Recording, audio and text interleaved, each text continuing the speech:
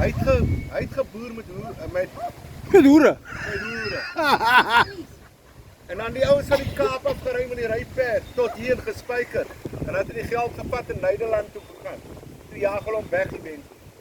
Want hy het ons geld weggevat uit Kaapstad. Ja.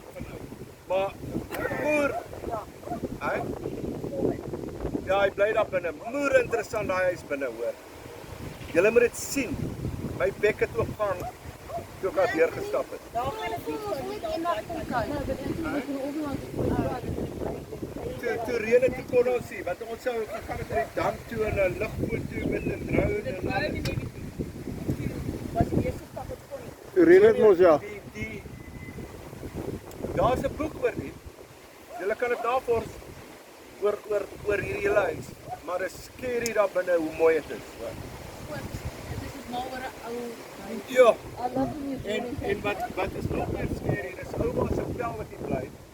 Hy was langs aan die staatspresidente event geëindig, maar voor dit was hy aan my nou in die aand. En hy span hier met julle en hy skat maar moeite nou. Even. Anyway. Hi Paul. My baas het Oh, ma. 12, 13 jaar terug vir 55 minute.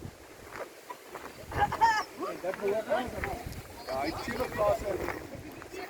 Oh, dis maar net een. Stil met ons.